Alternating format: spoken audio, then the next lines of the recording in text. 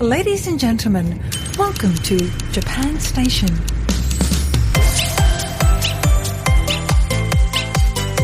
Welcome to Japan Station, a production of JapanKyo.com. This is the podcast where we teach you everything you should know about Japan, plus a few other things. I'm your host, founder of JapanKyo.com, and the anime linguist on YouTube, Tony R. Vega. Over the past year or so, I've been hearing people talk about how Akihabara just isn't how it used to be. In fact, I've heard one or two people, at least, claim that Akihabara is dying. At the same time, I've seen the rise of Ikebukuro, another area in Tokyo that has become very well known for its anime culture and anime, manga, otaku related shops. So I wanted to talk about this with somebody who knows about this kind of stuff, somebody who is an expert on otaku culture, and somebody who is extremely knowledgeable about Akihabara. So I reached out to Dr. Patrick W. Galbraith. He's an associate professor in the School of Communication at Senshu University in Tokyo. And he's written extensively on these topics. So there's the ethics of affects, lines, and life in a Tokyo neighborhood. You can read that for free. I'll include a link in the show notes. It's relevant to today's conversation. And there's also Otaku and the Struggle for Imagination. That's a great book that I've read. And actually, I've had him on Japan Station 3 times already. So there's Japan Station episode 30, episode 38, and episode 59. All of those were great conversations, so if you enjoy the episode today, well, I highly recommend you check out those 3 episodes. Links will be in the show notes. Anyway, today we're talking a little bit about the history of Akihabara, how it's changing, and the rise of Ikebukuro. Don't forget to subscribe, like, and comment. Japan Station is also on YouTube now, at JapanKyo News. The episodes upload there automatically, so if you prefer to listen on YouTube, you can do that now. But most people use podcast apps to listen to the show. In fact, the vast majority do. So if that's where you prefer to listen to the show, keep on doing that. All right, guys, let's get into it. Here's my 4th conversation with Dr. Patrick W. Galbraith. What I want to kind of ask you about today is something that I've been hearing about, but also kind of noticed myself. It seems that people are saying, and this includes people in Japan, that Akihabara just isn't the same anymore. Like I've seen people say, oh, it's dying, it's changed. You know, the people that go there, it's totally different. It's not what it used to be. And you know, I've first went to Akihabara, I think in 2006. Quite a while ago at this point. And, you know, even I've noticed this, but Japan has changed quite a bit in the past 20 years. So, you know, it's not maybe a uniquely Akihabara thing, but you've done tons of research in Akihabara. You know this area well. You've seen it evolve. You've written about the history of it and how it's evolved. So I'm curious, you know, what you've noticed in more recent years. What are your thoughts on, you know, Akihabara? Is it still this anime mecca? Is it changing? Is it something else? Like, what do you think? Yeah. So again, thanks for having me to talk about this. It's something I'm really passionate about. But I could say that, you know, after observing it for since 2004, so about 22 years or so, I could say Akihabara has changed drastically, right? It's not like it's dead. I think that's an overstatement, but certainly it's changed a lot. What you'll find in Akihabara today is a lot of people coming for their first time visit or for a return visit to particular stores that are really big. You find a lot of redevelopment happening, a lot of bigger stores, a lot of bigger development projects are happening, and a lot of people who aren't really deeply involved in manga anime subculture, right? So a lot of people are coming for like cosmetics, or they're coming on buses to buy rice cookers and things like that. So like that sort of anime manga mecca that it was a couple of years back, that's sort of shifted a little bit. I don't want to say it's dead though. I want to say that it's kind of changing. It's evolving. As in many other parts of Japan, as you were saying, as more visitors are coming, as more people are sort of coming into the country, you have particular places like Akihabara, which is such a well-known place brand that it's one of the only names that's known outside of Japanese place names is known outside of the country. So people come and they want to check out anime manga culture or just electronics and things like that. But they find kind of like an entry point in Akihabara. So as an entry point, I think it still works quite well. Is it the center of the anime manga universe the way it was maybe back in the 2000s? Maybe not. Maybe not. Hmm. Yeah, I mean, well, Akihabara, you've written about this extensively, and you can maybe give us a little bit of a better understanding of this. But it's had its own kind of eras, right? Like it began more as like the electronics thing, and then it started to become like the anime thing, and now it has become. I mean, when you go to Akihabara these days, like I've been going every year when I'm visiting Tokyo, like every year. There's definitely a lot more foreign. Like you hear less Japanese, you hear a lot more foreigners. And they're buying up the anime figures and all that stuff, and it makes total sense. Why this happens. It's happening in a way across Japan, but it does seem like we've got these every maybe I'm just gonna throw out a number here, roughly 10 to 15 years, we see a major shift that you can kind of see like the stores have changed and the kind of people that are going have changed a bit. It's not a total 180, but it definitely seems like, oh, there's a chapter here, there's a chapter here, there's a chapter here. What does that kind of is that fair to say? For sure, that there's chapters in the history of Akihabara and that we've turned a page. Mm-hmm. I think that's a perfect way to put it. Because, if you look at the history of the area and how it transformed in the 90s, early 2000s into the otaku mecca, that was one sort of phase of the area. And now sort of turning the page, we could already kind of see that they were turning it back in 2007, 8. There was already kind of like rumblings that there was going to be a big change in the area. I remember one city planner saying the future of Akihabara is the electric town. The past of the Akihabara the past of Akihabara is the electric town. The present is an anomaly.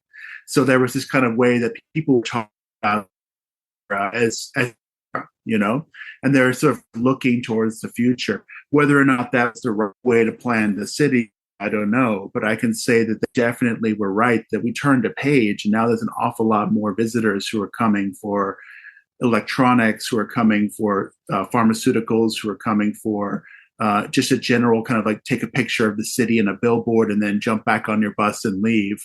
It's not quite the deep hang that it used to be, because a lot of stores just had to close during just recent, events that happened in Japan. They just weren't the right kind of places for casual visitors. Like, they weren't. So there's at least, to sort of jump ahead a little bit, there's at least 3 kind of like turning points that kind of changed it into the way that it is today. But one of them, the most recent, was the turn towards redeveloping the area and turning it into like a tourist center. I think when they did that, a lot of smaller stores had to close up because they weren't finding that their usual customers were walking by, and they weren't finding that the people who were stumbling into the store were purchasing anything. They were just sort of posting on social media or talking about what they had seen, but they weren't really necessarily buying like a $3,000 figurine or a doll or that kind of thing. And they weren't really the deep pocket purchasing class. They were more sort of like a casual comer to the city. So I think that turn more recently into the tourist thing is probably the most recent change that sort of heralded the end of, smaller stores in back alleys and basements and things like that. A lot of those had to close up, and COVID-19 did no favors. To go back one more phase, COVID-19 did no favors to Akihabara, where, basically all the stores had to just try to make it through that long period of time where there wasn't foot traffic. People couldn't be in the same space together. They didn't have tourists at all. They had nobody, So when those stores closed down, they were replaced by places that were more amenable to the tourist boom that happened after COVID-19. Mm-hmm, mm-hmm. Yeah.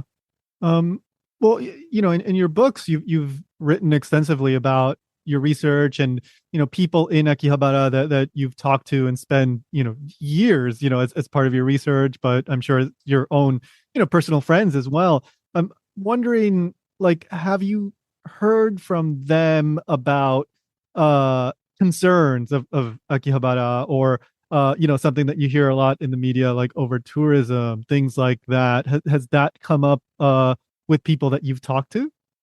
Yeah, 100%. Absolutely. Almost every time. A lot of my informants, my friends that I've got to know over the years, a lot of them don't come to Akihabara as much as they used to, just because those smaller stores have closed. There's more like a general entry point, kind of place for people who are coming to Akihabara for like Miyazaki and Tezuka and One Piece and Jujutsu Kaisen and that kind of thing. They're coming for that kind of like popular culture, and they can find figurines, they can find fanzines, they can find a lot of stuff that can make them excited about and fulfill their desires when it comes to that. But people who are looking for something more specific find the stores have been picked over. There's not as many smaller stores as there used to be. And so a lot of them just don't bother coming anymore, or they sort of like go a little bit further afield. So if you're a collector, everyone likes to point people towards Nakano Broadway. But actually, a lot of my informants go just up the road to Jimbocho, and they find that in the book district, there's tons and tons of old anime manga stuff that's being resold by these ancient old bookstores, And so like it's not that it's kind of died down, it's more that it's kind of spread out and become a little bit more diversified, I think. And Akihabara is kind of the entry point to it for a lot of folks. And some people don't follow it through, but the ones who do maybe don't need that entry point anymore, so they go to other spots in the city. Right, right. Like, just a personal anecdote for me, like what last year I was looking around for some Ichiban Kuji figures.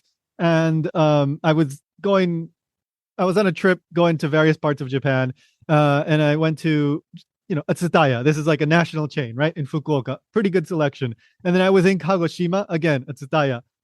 The best selection that I saw like my entire trip. It was incredible. Like Kagoshima, which is not a big city by any means, right? But the Tsutaya was amazing. And then I go to Akihabara, and I go to the big Mandarake. It's like 5, 6 floors or whatever. Yeah. And I go, to a bunch of other places in, the big stores. And I didn't find a single thing that I actually wanted. And like the one thing that I wanted was probably like 5,000 yen more expensive than what I could get it for on Mercari. So yeah. I get the impression that a lot of locals, unless you're going to like buy something new from the flagship store of like, I don't know, Tamashi Nations or one of these anime figure shops or whatever, like maybe they're not going to Akihabara as their primary place. They're going to like the places that you pointed out, like Jimbocho or other even like smaller, like not famous places. Exactly. And if you think about like, if you're looking for the newest stuff, like the biggest newest releases, the big sort of fanfare series, blue chip series, you can get all that if you go to Ikebukuro and you go to the biggest animate, right, which has everything you could ever imagine. Mm-hmm. All that stuff is there for every series that's recent. All of them have their own little section, sometimes their own floor.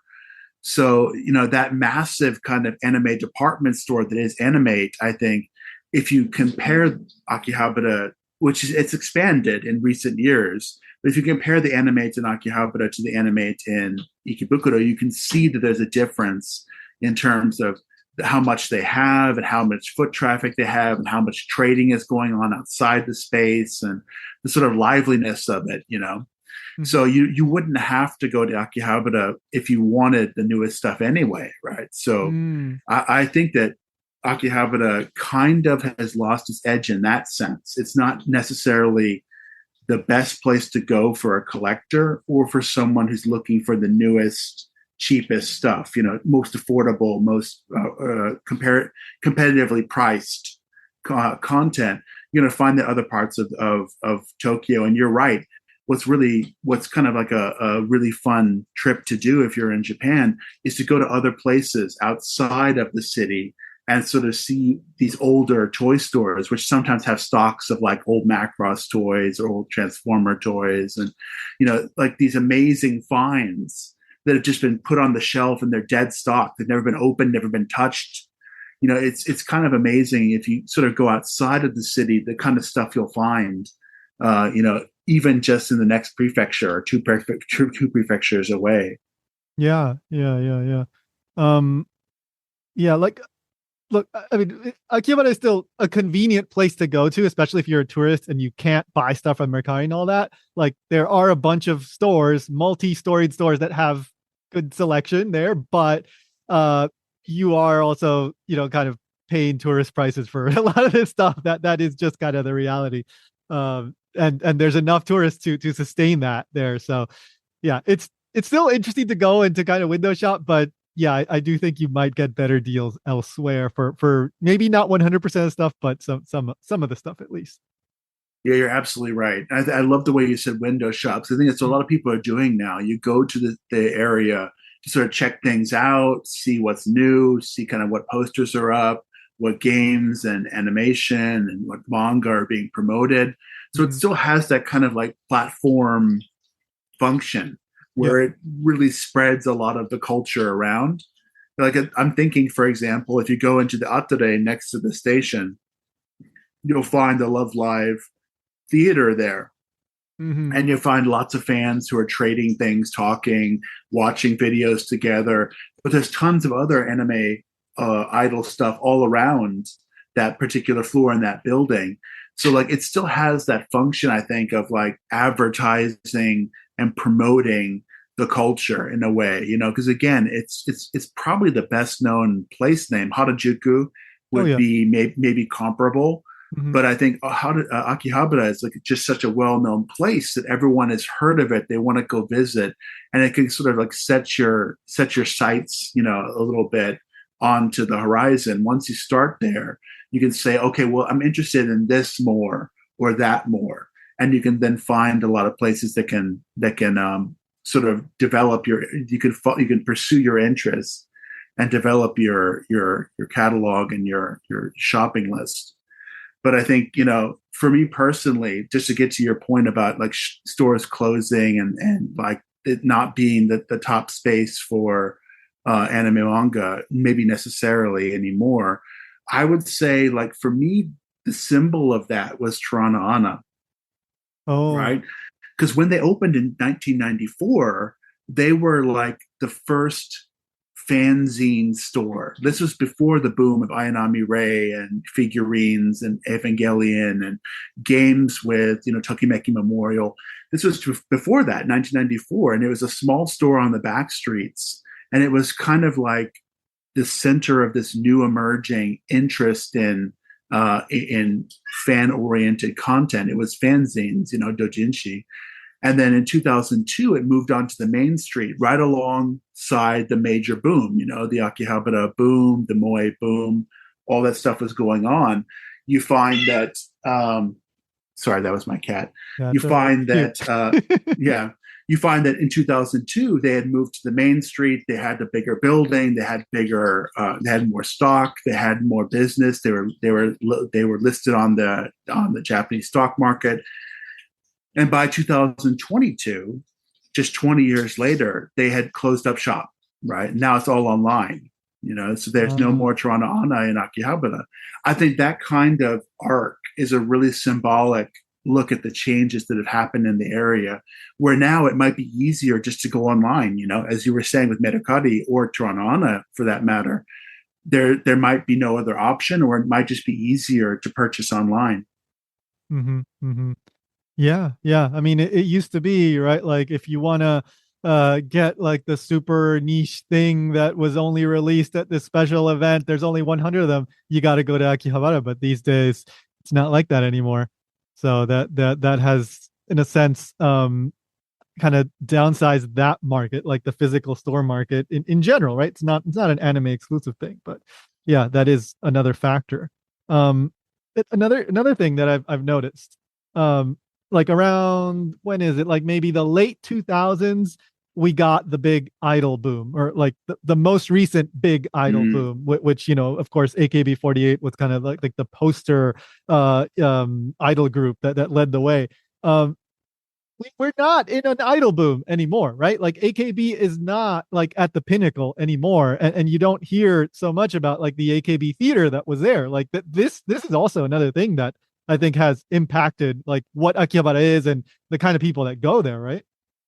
You're so right. Yeah. When Akimoto Yasushi, when he first started AKB48, he was asked, why should it be Akihabara? Why? Because the Akihabara still in the 90s and 2000s was kind of a little bit of a relative unknown.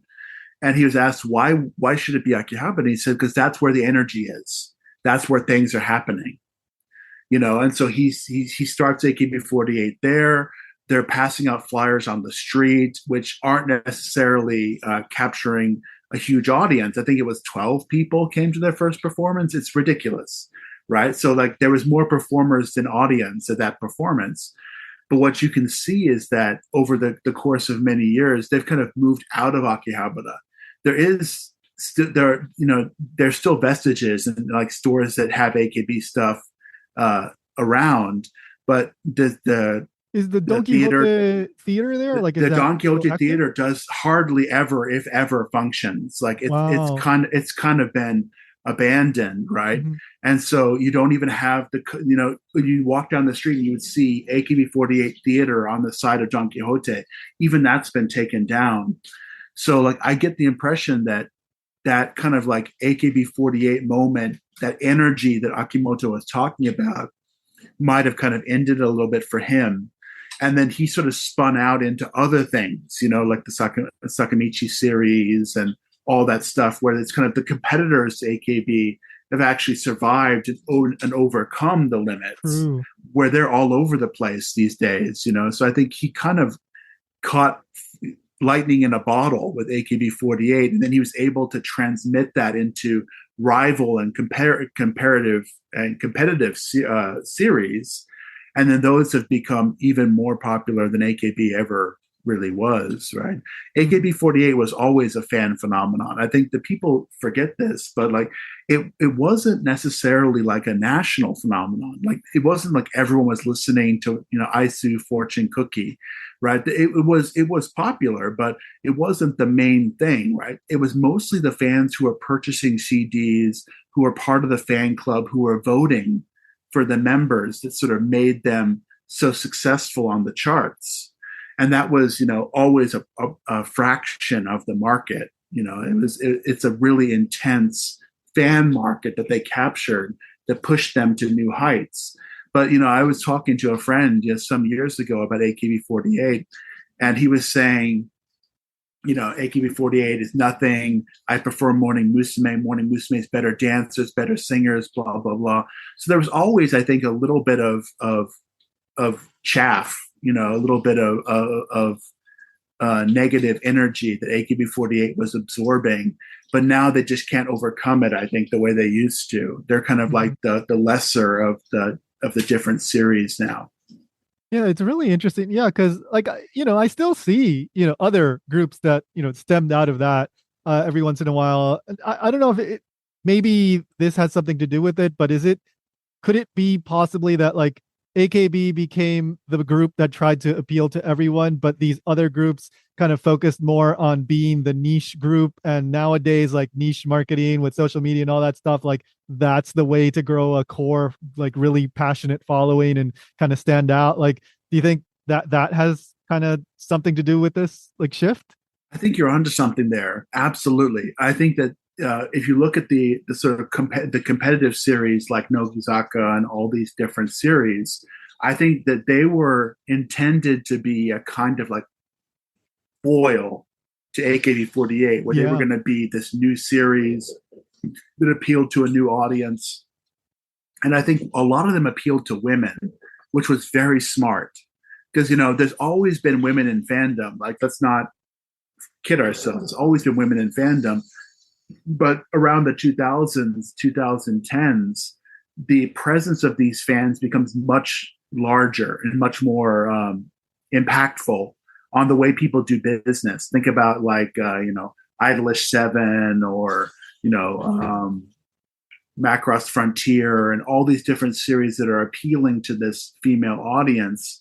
And I think that if you take a look at that, you can sort of see that the kind of shift away from the perceived male audience in Akihabara to a more general but also coded female audience in that happened with some of these sister groups was really quite clever, and it really captured that energy in a way. So a lot of the women who are fans of these sister groups are fans of particular members. They follow their fashion, as you were saying, on social media. They follow them on social media.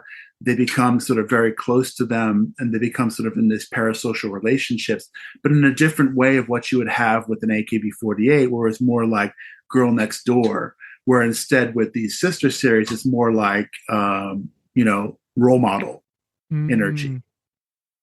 Right. So yeah, I mean, like back during the boom, I'm sure you would see, the lines, people lined up to go to the theater and all that stuff. And well, I'm sure there's still like the Chika Idol, the underground idol shows and all that stuff. But yeah, compared to how it was back in like the maybe around 2010, I mean, that seems to be like a major visible like shift in the demographics and the people, the people going to Akihabara. Yeah, for sure. Absolutely. So there were lines around the block for the AKB48 theater when it opened up. It took a little bit of time for it to catch on, but once it did, there were lines outside the door, people doing lotteries to get in and waiting around all day. And there were second shows, and then they would come out and they would shake hands with people. And it was very much a kind of like on the rise feeling. Whereas AKB48 now is more on the decline, again, kind of in a symbolic way. AKB48 still has its popularity, still has its uses, but it's kind of like on the decline compared to other groups. I think that's a fair assessment. Yeah, for sure. I'm in Akihabara and I need to make a phone call. Oh, wait. I got the data and voice SIM card plan from mobile. So I have a Japanese phone number. And if you want a Japanese phone number during your next trip to Japan, well, you can get one from mobile. Use my affiliate link to get 10% off. That's mobile, mobile.com/Tony Japan. Link in the show notes. That's an awesome t-shirt. Why, thank you. I got it from mekanekosushi.com. So if you want to support the show, guys, by getting an awesome t-shirt featuring artwork by a real Japanese artist, then check out my online t-shirt shop, mekanekosushi.com. Of course, the link is down below in the show notes. And I just want to say a quick thank you to those of you who have already purchased your t-shirts. I really appreciate it. More designs are coming soon, but in the meantime, check out the shop, mekanekosushi.com. Like I remember you writing about a kind of reluctance to embrace this certain aspects, especially of this otaku culture in Akihabara, especially after certain incidents, and we can get more into that, and so I'm wondering, like, your thoughts on that. Has that played a role in how things have evolved in Akihabara? And then at the same time, like I've been hearing both from, for example, a manga artist friend of mine, and I was just reading an article about Ikebukuro's, well, specifically Toshima Ward's, like embracing of otaku culture, and how, Ikebukuro has always had a little bit of a reputation of, an aspect of otaku culture being there, but in recent years, it seems like it's really blown up. So like, I see a contrast there. I'm not sure if the timing works out, but I'd love to get your thoughts on that. You're so right about the way that it's changed and shifted from Akihabara to Ikebukuro. In a way, we should have suspected this would happen, because Ikebukuro had animate in 1983, which was the beginning of sort of the anime department store, the big stores and all that. And then it shifted into Akihabara a little bit later with computer games. And so like it was a small submarket really of anime manga culture. or subculture that you found in Akihabara. And let's say that was, just to put a date to it, let's say Animate was 83, probably about 87.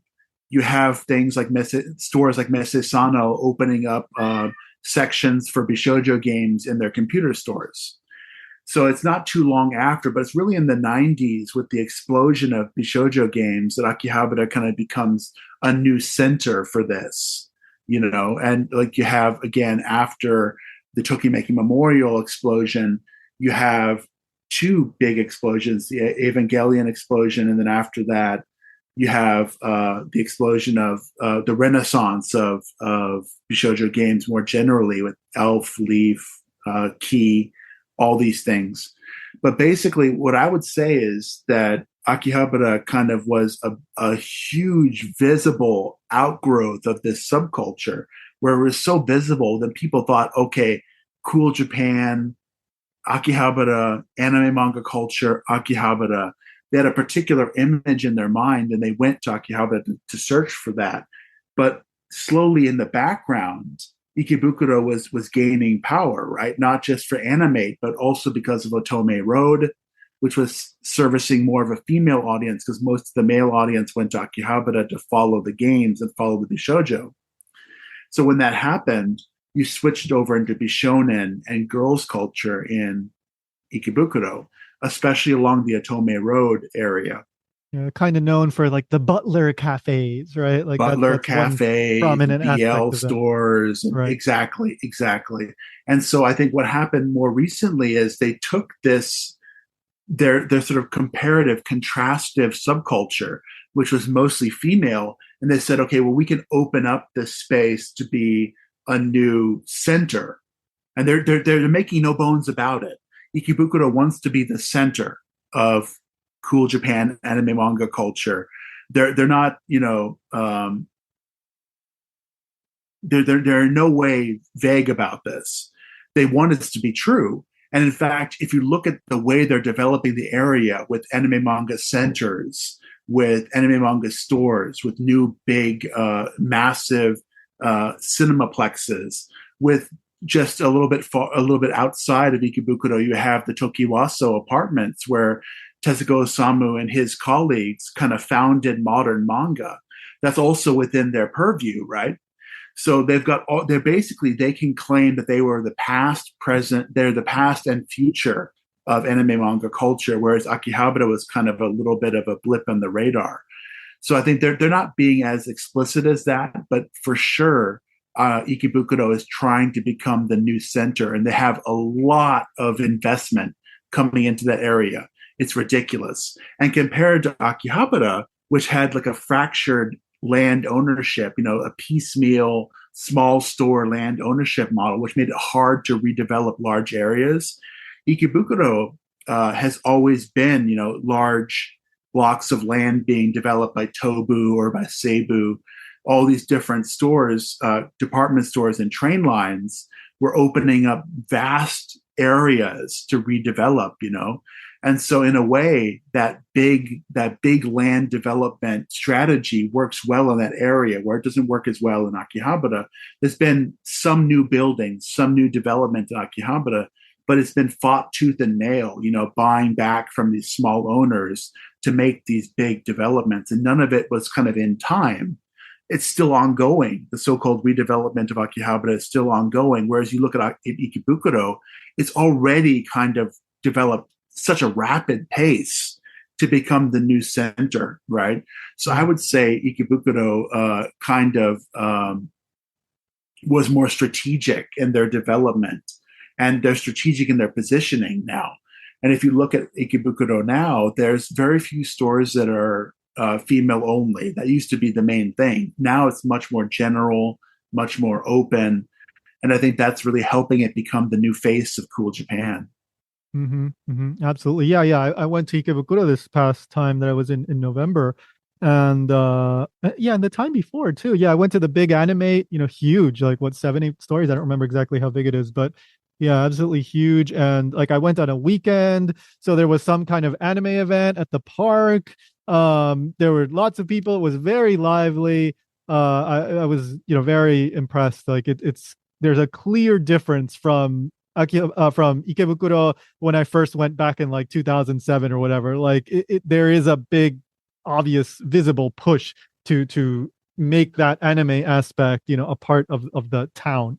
So something that I was struck by, like as you were talking, like it seems that Akihabara rose to prominence as the quote unquote anime town during a point in Japan's history when anime was still like the creepy thing, right? Like it was still like, ooh, the nerdy thing that you shouldn't like, do in public, and Bishojo, the cute girls, like, no, no, no, that's too creepy. Put it behind, the closed doors, and let's not talk about it. And then of course there were, for example, the famous like stabbing incident that happened there in Akihabara. Like I think this was still in a point in Japan's history where they hadn't gone all cool Japan, and the corporations hadn't gone, oh wow, we could make so much money off of this. But then Ikebukuro rose to prominence kind of after that big like struggle happened, and they've just kind of run with it, and they've been able to really build off of it. Yeah, I mean, I've called this a struggle for imagination, but absolutely. There's this way that in Akihabara, there was this friction between what people thought they were going to find there. So I mentioned that it's the most visible place, or it was in the late 90s, early 2000s. It was the most visible place for manga anime culture. So people were driving this new kind of interest in this with media and politicians and corporations. Everyone was kind of like driving for a new Akihabara to be the center of anime manga culture. But the problem is it was Bishoujo games. It had been since the 1980s. And so like it had like this subcultural aspect to it that then built into what kinds of series were popular there. Ichigo Marshmallow, like that kind of series, where it wasn't like the mainstream. It was a sort of subculture always in Akihabara. And some people thought of it as more or less, as you mentioned, kind of creepy or crazy or dangerous or delinquent. There was this kind of feeling that Akihabara was a place for a specific kind of person. But then as it was redeveloped into this new area, there was friction on the street with people who were sort of coming out saying, I love these characters, I love this animation, I love all this stuff. I want to be super visible with my interests. I want to sort of make friends, and together on the street we'll dance and we'll sing and we'll do all this stuff, So because of that, there was friction between the redevelopers and the existing anime manga culture in Akihabara. And so I think that kind of friction sort of soured it a little bit, because there wasn't really a plan for the development. It was kind of like found after the fact. And I can give you an example of this, like maid cafes. Like everyone knows maid cafes now as like concept cafes. It's like sort of the center of what Akihabara has to offer. It has an awful lot of these cafes, different varieties, different demographics, different people who are coming in. But at the same time, these cafes came directly from Bishoujo games. It's totally a predictable development. You had the Bishoujo games, then you had sales events where people would dress up as the characters. Then you had temporary cafes where people would dress up as the characters. And then you had full-time maid cafes that were kind of generalized off of things like Bird in the Cage, Song of the Chick, right? So these kinds of Bishoujo games then became the template for maid cafes, and that wasn't what everybody wanted, right? When people first started going to maid cafes, they were like, "Well, this is an otaku hangout. It's weird. It's different. It's strange. It's gross." I once walked a group of people from Virgin Entertainment through Akihabara. We went to a maid cafe, and they were just appalled by what they saw in one of the cafes. It just was a normal, everyday maid cafe, nothing out of the ordinary. But they were like, what's happening here? What are all these men doing in the middle of the day? What's happening with these women? What's going on? And I think if you look at the maid cafes from the perspective of Bishoujo games, it makes a lot of sense that this would be a more subcultural interest. But then this kind of like push towards Akihabara becoming more mainstream in the 2000s and 2010s that kind of was at odds with that subcultural base, and so a lot of stores were closed down, a lot of posters were taken down, a lot of advertisements were challenged and taken down.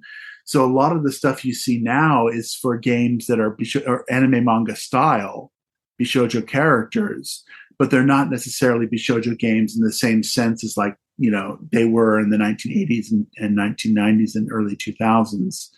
And Ikebukuro, as you mentioned, kind of skipped this because they weren't necessarily known for something that was like considered creepy. Like BL is like, it's considered different, sure, but it wasn't considered creepy and like, I don't know what to do with these girls and women, right? So when you start there, it's easier to develop out, I think, into a more mainstream base, right?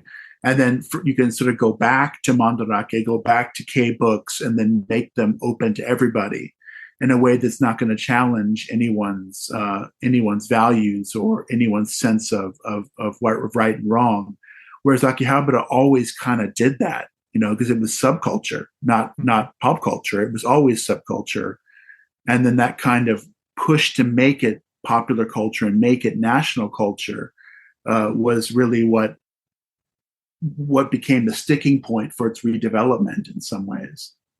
Yeah, basically, Akihabara was the test case for Ikebukuro. By the time Ikebukuro was like, we're going all in on this, they could already show, right? Like, look at all the money and look at how we can develop the town, but we can do it right from the beginning, so to speak. Exactly. We can do it from the beginning without any of the baggage. Right. We can drop the baggage and just develop the area into a more general manga anime space. And that's going to be good for us locally, good for us nationally, good for us internationally. I just went to their newest anime cafe or anime sort of like sit down area where they introduce animation. They have like this is in Ikebukuro, where they have like a center for introducing the animation process and new series being shown in a museum and all this stuff. It's a new kind of like anime manga center in Ikebukuro. And what was really interesting is when I walked in, they immediately spoke to me in English. Wow. So I think that they're already kind of ready for the global audience to come, whereas Akihabara was always kind of like they weren't ready, and sometimes they weren't welcoming. They were like, well, this is a subcultural place. We don't really want a general audience here. And then eventually that kind of resistance had to break down because they had to open the doors to everybody to make men's meet. And when that no longer could happen during COVID, they just closed down and moved elsewhere. Mm-hmm, mm-hmm.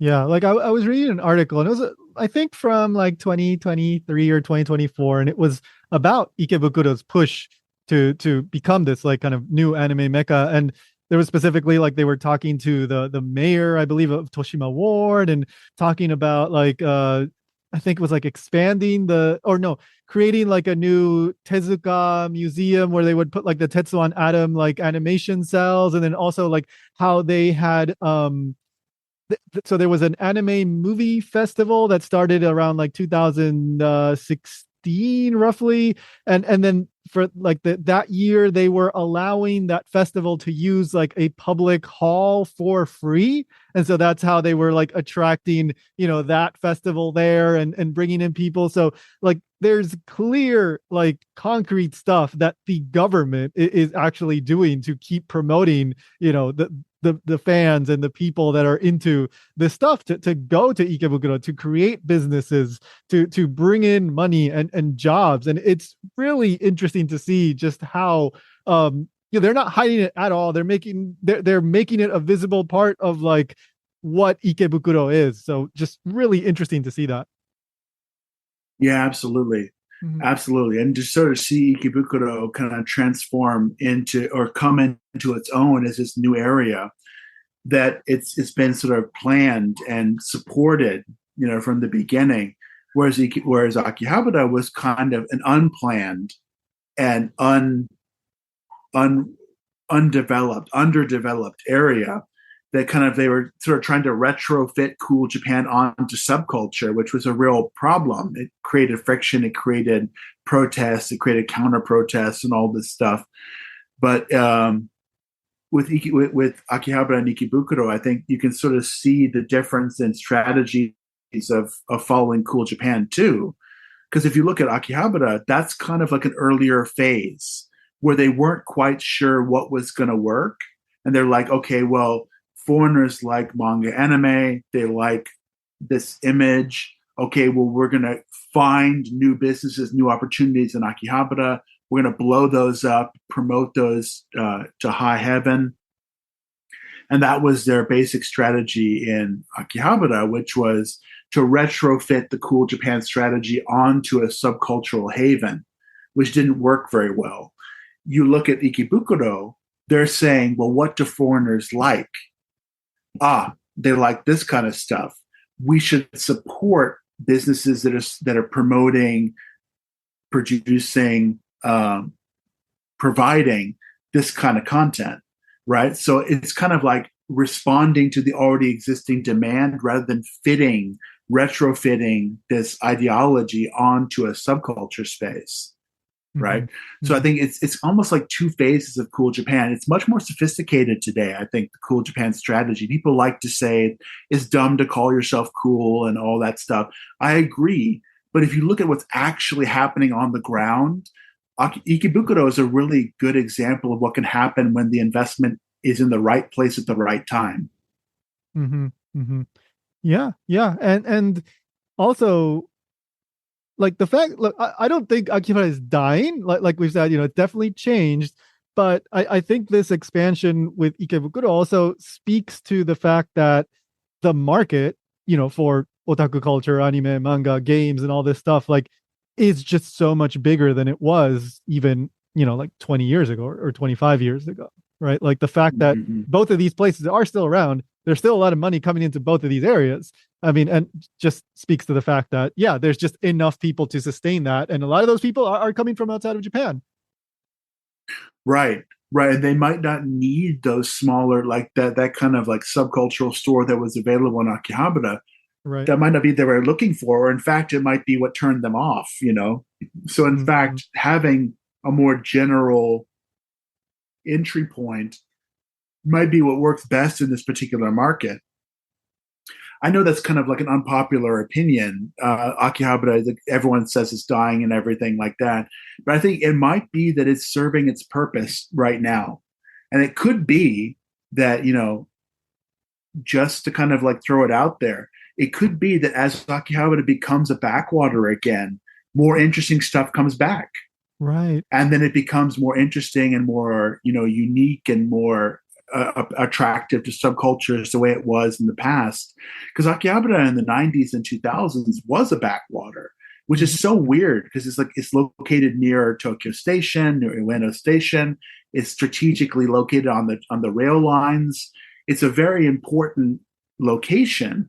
But in the 90s and 2000s, it was kind of considered to be, a place of otaku, a place of kind of like these weirdos, these outsiders, these strange people. Whereas, now I think it's much more open to a general audience, right? So if it goes back to being a backwater, if people go there and say, well, this wasn't what I wanted something more unique, something different, maybe come back in 5 years, 10 years, you might find that actually because Ikebukuro took up all the gas of the mainstream, Akihabara kind of finds its footing again as a space of subculture. Yeah, no, that's exactly what I wanted to ask you about. Like, where does Akihabara go from here? And that is, I mean, it's kind of goes also back to the social media thing that we were talking about, right? Like, you can't be the thing. Not everybody can be the thing for everybody. And so, how do you differentiate yourself by providing the niche services, the niche shops? And if Ikebukuro is the one that's trying to be the thing for everybody, well, then maybe that's the gap that Akihabara needs to fill, right? For sure. I think that's a possibility in the future that they kind of go back to being a more subcultural area, or they sort of go back to serving a particular function, whether it be like concept cafes, collabo cafes, this kind of thing. They definitely could sort of carve out a niche, right? The way that other towns in Tokyo have carved out their own niche, their own sort of history. I think it's possible for them to do that. I think for them to do that, though, they have to sort of have a little bit more organization and a little bit more discussion happening at the base level of planning. Because a lot of the people who are involved in the Electric Town business community, they don't necessarily like the anime manga stuff. So they see the use of it, they see the purpose of it, but they're like, well, we still want to be known as the Electric Town. We want to be the future Electric Town of Japan. We want to be sort of that. So these older landowners, older influencers still have a lot of say, and they're still kind of like unsure that this even should be an otaku town, which then shows you the difference when you come to Ikebukuro, where they're like, hey, look, this is what we're doing. We're doing it right now. Like the whole city's going to change, at least out the east exit. The whole city's going to change, and it's going to be anime manga, right? So I think they have the centralized consensus and the momentum to make those changes, whereas Akihabara seems like it still has a lot of momentum keeping it in place, right? It's not a lot of changes happening. But we still have like Onoden, right? Onoden has been there since what, 52? Something like that. It's been there forever. And it's like it's a department store for electronics in an age where actually most people go to box stores like Yodobashi Camera or something like that, right? So it survives based on its reputation and its history. But even today, it's like slowly becoming more anime manga oriented. So I think it'll be interesting to see how these older stores do or don't change.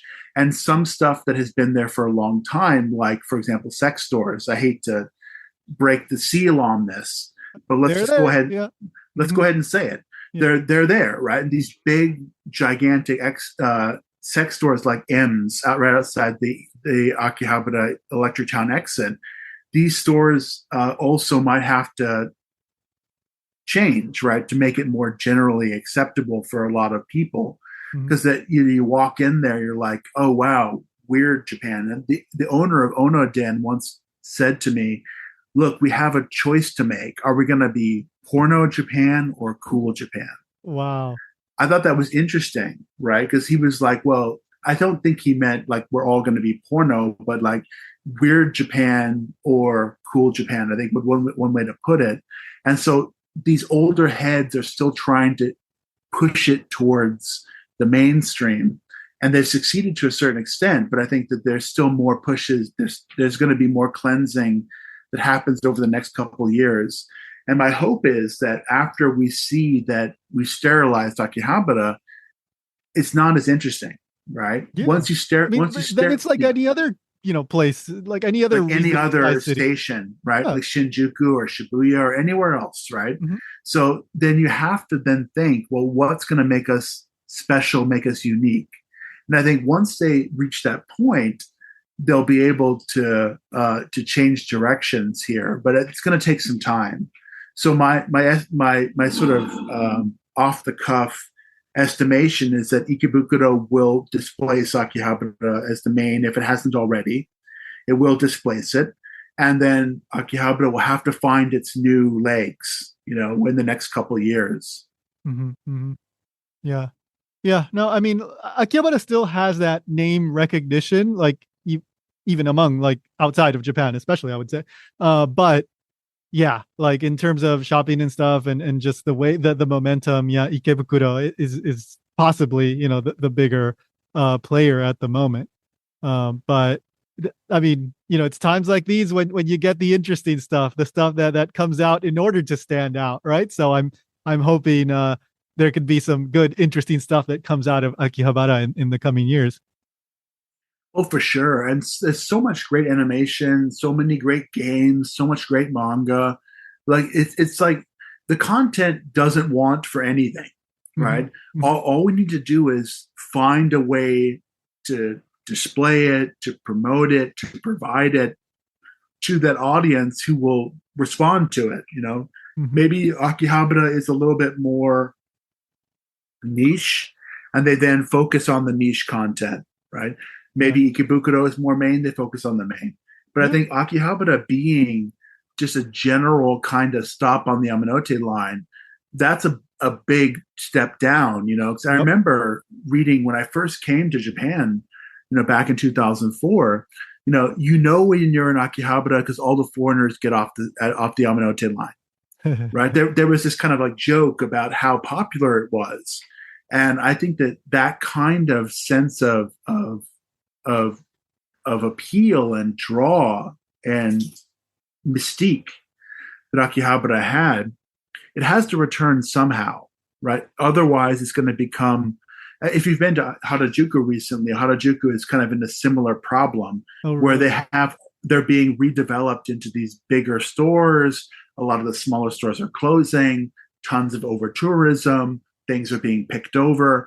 So Harajuku has a similar problem. But I think these kinds of subcultural areas are going to have to figure out what makes them unique and lean into that. Because that's what it's always made Japan's subcultural scenes so interesting, that you have like right next door to each other, different kinds of subcultures, different kinds of developments, different kinds of people. And that sort of proximity creates new sorts of interactions and developments, right? It's really generative. Yeah, exactly. Once you get a little community going there, then those people, we all get together and we all go, right? Like that's how it works. But people don't go to support Yodobashi. They just go there because it's easy. Right. I'm not gonna blow this guy up at all. But there was a Japanese. There's so many now YouTubers and streamers who come to Japan to talk about Japan and subculture and all that stuff and everything. And this guy, I was so surprised. He's obsessed with Yodobashi camera. He loves it. Like everywhere he goes in Tokyo, he's like, "There's the Yodobashi camera. I'm going in, baby." And it's like, wow, that's very different. The Yodobashi camera would be your entry point. But again, it's not nothing wrong with that. Whatever that's your entry point. Yeah. But to me, Yodobashi is where you go buy an air conditioner or refrigerator. That's right. It's not the place you go for manga anime stuff. Yeah, for sure. But if he likes it, good on him. Enjoy it. Oh my God. So if people want to learn more about stuff that we've talked about today, I highly recommend they check out your writings. What would you recommend they check out? Well, it could be the one that might fit best would be sort of the before and after of Akihabara's transformation. So check out The Ethics of Affect, which is a book I wrote in 2021. So it's a bit older now, but it's free online. So if you check this book out, you go to Stockholm University Press. You can download the whole thing for free, and you can sort of see an ethnographic snapshot of what it was like before the transformation and what it's like after. That might be the best, because already in 2021, again, we could sort of see what was happening. Mm-hmm, mm-hmm. Yeah. So I'll include a link to that and other writings, and of course your previous appearances on the show.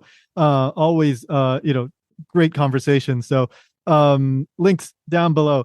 Thank you so much. It was great to catch up, and I'm so glad we got to talk about this topic. It's always fun to talk about anime stuff with somebody, with Akihabara and all this stuff with somebody who is so knowledgeable about it, has been researching it on the ground like that in this way. So thank you.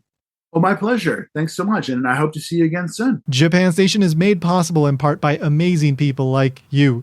If you'd like to make sure that I can keep bringing you more content about Japan, the Japanese culture, and the Japanese language, then consider joining the Patreon over at japankyo.com/Patreon. You can join for as little as $1 a month, and that will get you early access to episodes, plus ad-free versions. I also take one-time donations over on Ko-fi, Venmo, and PayPal. Links are down below.